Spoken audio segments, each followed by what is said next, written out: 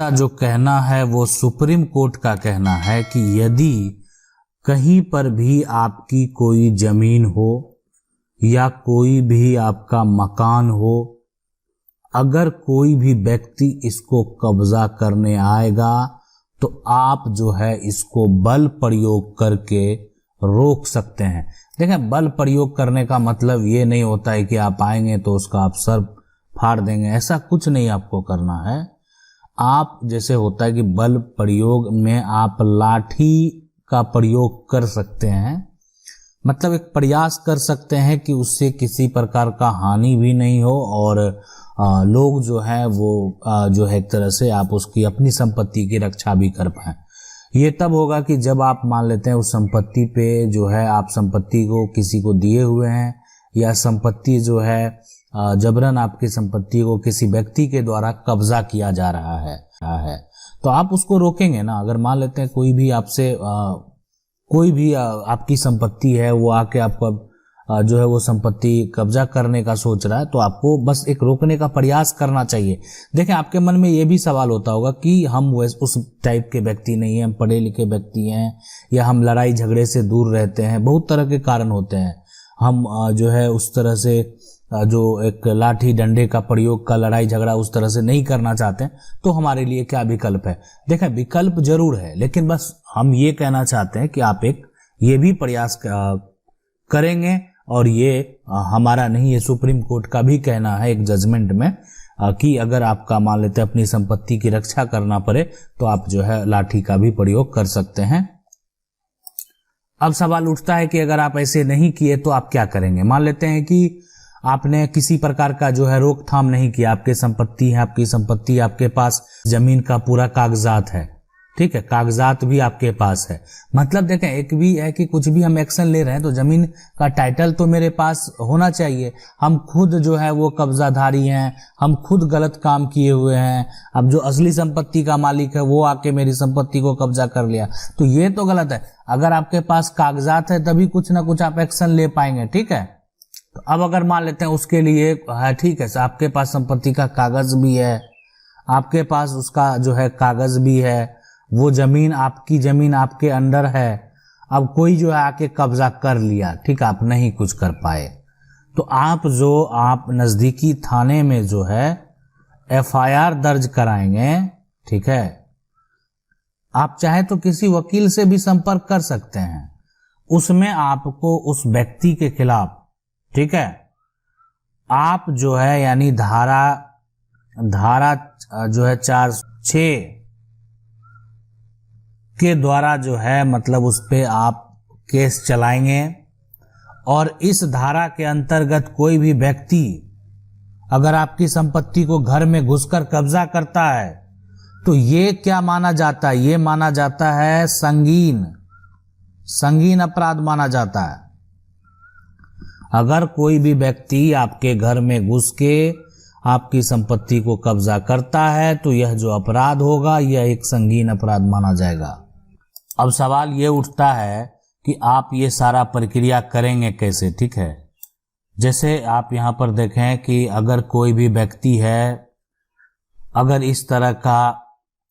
काम किया, आपने जो है केस फाइल भी किया, केस जो है उस पे आपने धारा 406 के तहत जो है IPC का भारतीय दंड संहिता का धारा जो है उस पे आपने उस जो है कार्रवाई का प्रक्रिया शुरू हुआ, ठीक है। तो अब इसके साथ जो व्यक्ति पर आप ये धारा लगाए हैं क्या क्या हो सकता है, तो हम आपको बता दें सबसे पहले कि अगर आप इस तरह से केस चलाएंगे तो इसमें इसको जो है 3 वर्ष तक का जो है वो सजा हो सकता है। यहाँ पे 3 वर्षों तक का जो है वहां पर सजा का प्रावधान है। अब यहाँ पर सवाल ये उठता है कि सजा के साथ साथ जो है क्या उसको एक आर्थिक दंड भी दिया जाएगा? तो बिल्कुल, अगर आपको वो सारा प्रक्रिया करने में जो भी पैसा खर्च होगा और साथ में जो भी वो सब जो है एक तरह से जुर्माना के तौर पे वो डिपेंड करता है, देखें कोर्ट पर डिपेंड करता है कि कोर्ट के द्वारा क्या आदेश किया जाता है। अब है कि अगर मान लेते हैं इस तरह का कोई भी आपको तंग कर रहा है, परेशान कर रहा है, मकान पे आके कब्जा कर, ठीक है, जमीन पे आके कब्जा कर लिया, तो आप जो है उस पे धारा, हाँ ठीक है, आपको धोखा भी दिया साथ साथ जो है, तो जैसे कहने का मतलब किया ना कि आपको एक तरह से फर्जी दस्तावेज ले आया और जबरन आके कब्जा कर लिया। अब वो दस्तावेज आपको भी पता है कि वो दस्तावेज जो है वो फर्जी है, ठीक है, तो आप उस पे धारा 406 और धारा 420 भी जो है यानी धोखाधड़ी करने का भी जो है इल्जाम लगा सकते हैं। अब ये जो धोखाधड़ी करने वाला ये कोई अन्य व्यक्ति हो या परिवार का ही व्यक्ति हो, कोई अन्य बाहरी भी हो सकता है, परिवार का भी व्यक्ति हो सकता है। अगर वो व्यक्ति आपको धोखा देता है, अगर वो व्यक्ति आपको धोखा देता है तो आप जो है उस पे धोखाधड़ी का भी, बेईमानी करने का भी जो है आरोप लगाकर 420 के तहत जो है मुकदमा डाल सकते हैं। और इसमें तो जो जुर्माना लगाया जाएगा कोर्ट के द्वारा वो लगाया ही जाएगा, इसमें 7 साल का जो है वो उसको सजा भी हो सकता है। तो इसमें जो एक तरह से सजा का प्रावधान है कारावास का जो है, और ये कारावास के साथ साथ है ना, कारावास के साथ और साथ में जुर्माना जो है वो भी लगाया जा सकता है, लेकिन डिपेंड करता है कोर्ट के ऊपर कि उस पे जो है किस तरह से जुर्माना लगाया जाए या कितने साल का जो है वो सजा दिया जाए। तो ये है कि आप अगर मान लेते हैं उस व्यक्ति पर एक्शन लेते हैं, अगर वो व्यक्ति आपके साथ धोखा करता है तो इस तरीके से आप जो है कानूनी प्रक्रिया कर सकते हैं। लेकिन अब देखें कि ये जो है आईपीसी का 406 और 420 मतलब जो है कब्जा करने का हो गया, और मतलब और साथ में जो है धोखाधड़ी, एक तरह से गलत डॉक्यूमेंट बना लेना, परिवार का ही व्यक्ति है, अपना गलत कागज बनवा लिया और जाके संपत्ति को कब्जा कर लिया। तो इसमें जो है अगर दोनों धारा उस व्यक्ति पे अगर आप लगा देते हैं ना, तो एक यहाँ पर प्रक्रिया होता है जिसको बोलते हैं, जब उसको अरेस्ट किया जाएगा, जब उस पे केस आप करेंगे तो उसके खिलाफ जो है वारंट भी निकलेगा, और यहाँ पर अग्रिम, हाँ लेकिन अग्रिम जमानत का जो है कोई भी प्रावधान इसमें नहीं है। इस तरह का व्यक्ति जो गलत तरह से किसी के घर पे कब्जा कर लिया, किसी के संपत्ति पे कब्जा कर लिया और साथ में जाली दस्तावेज भी बना लिया, वह एक तरह का फ्रॉड है, धोखेबाज है, ठीक है, और वो किसी के साथ धोखा कर सकता है। और इस बात के लिए जब आप केस फाइल करेंगे तो यहाँ पर जब उसका लगेगा कोर्ट को कि नहीं ये सही में अपराध है, तो उसके खिलाफ जो है वारंट जारी होगा, और साथ साथ जो है वो अगर ये चाहेगा कि हम फिर जमानत पे बाहर आ जाएं तो यहाँ पर अग्रिम जमानत भी जो है नहीं दिया जाएगा। और इस तरह का याचिका जब भी दिया जाता है तो उसका याचिका जो है वो निरस्त कर दिया जाता है, ठीक है, निरस्त कर दिया जाता है। तो ये इस तरीके से आप जो है उस व्यक्ति पर जो है आरोप लगा सकते हैं।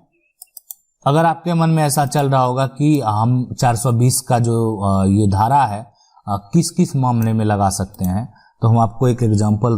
तौर के पर दे सकते हैं। देखिए, ये आपको साथ कोई धोखा कर दिया, पैसा लेके रख लिया, धोखा अगर कोई करता है तो आप उस पे जो है 420 का जो मुकदमा है, धारा 420 जो है वो लगा सकते हैं और उसको सजा दिलवा सकते हैं, है ना। कोई अगर छल करना हो गया, वही बात है, कोई छल करता है, कोई बेईमानी करता है, कोई भी अगर मान लेते हैं आपकी जो है एक तरह से बहुमूल्य अगर कीमती अगर आपके पास कोई वस्तु है वो ठग लेता है, ठीक है, वो एक तरह से धोखा करना हो गया। संपत्ति में किसी प्रकार का कोई भी परिवार का व्यक्ति है, मान लेते हैं किसी के एक तरह से चाचा हैं, किसी के जो है बड़े भाई हैं, किसी के छोटे भाई हैं, किन्हीं के द्वारा अगर मान लेते हैं संपत्ति में किसी भी तरह का अगर कोई भी एक तरह से धोखा से बेईमानी करके संपत्ति को अपने नाम करा लेना, उसको बेच देना, तो ये सब जो है इस तरह का जो मामला होगा वो उस पे 420 का जो है मुकदमा आप लगा सकते हैं, ठीक है। तो उसके खिलाफ जो है धारा 420 जो है वहां पर लगाया जा सकता है। अगर आपका किसी भी प्रकार का कोई भी समस्या है आप हमें कमेंट करके पूछ सकते हैं। अगर आपको वीडियो अच्छा लगा वीडियो को लाइक जरूर कर दें। चैनल को पहली बार देख रहे हैं सब्सक्राइब करके जो बेल आइकन उसको जरूर दबा लें। मिलते हैं अगले वीडियो में, तब तक के लिए जय हिंद।